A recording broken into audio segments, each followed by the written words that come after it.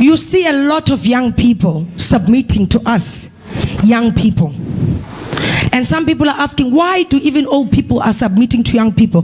But I've realized that in our society, our fathers of faith are failing us. Oh, yes. The old men of God are failing us.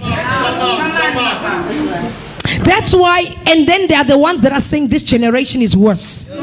Our fathers of faith know that in their time they were preaching holiness. Our fathers of faith had that gospel that you would know that once you hear it, you must come into order. Our fathers of faith knew that in order for you to go to the next level and to do exploits for the kingdom of God, you needed fasting, you needed prayer, you needed to give. But now they come and feed these young ministers rubbish and try to make them believe that they can make it without God. They try to make them believe that they will make it while they are misbehaving. That is why some of them now are getting annoyed, saying these young people are doing their own thing. We are doing our own thing because the fathers of faith don't want to tell us the truth of how they made it. They are throwing grace. Grace does not mean we don't walk right. Grace does not mean we don't act right. Grace does not mean we sleep around then ascend the pulpit. Which gospel is this that a young man must have sex then ascend the altar? It's our fathers of faith. They know when they were making it, they were living holy, they were living righteous. And that's why you see now our young ministers, they are serving God. Before they have even made it, God switches off their light.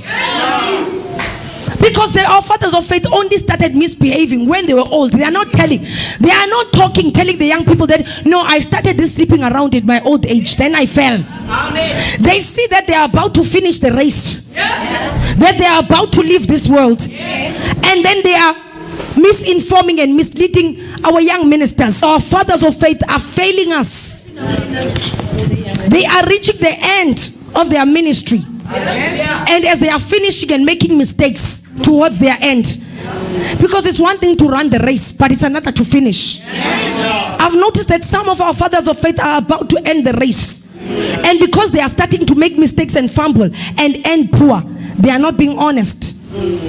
This Moses generation needs to speak the truth. It was fasting and prayer and seeking the face of God that took them up.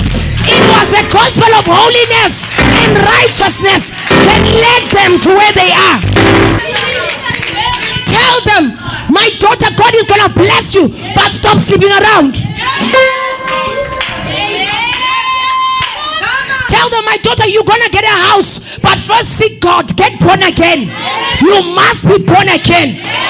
You may not have a house, but make sure you are going to heaven one day. You may not have a marriage, but make sure you are going to heaven one day. It doesn't matter what you don't have, as long as you've got Jesus. That's good enough. Yes. There's still hell. Yes. And there's still heaven. That's right. We live like there's no heaven. It's our fathers of faith. I blame them. Our young sons now, ministers on fire for God, are breaking their marriages, making many mistakes because of the leadership of the fathers of faith. They don't know.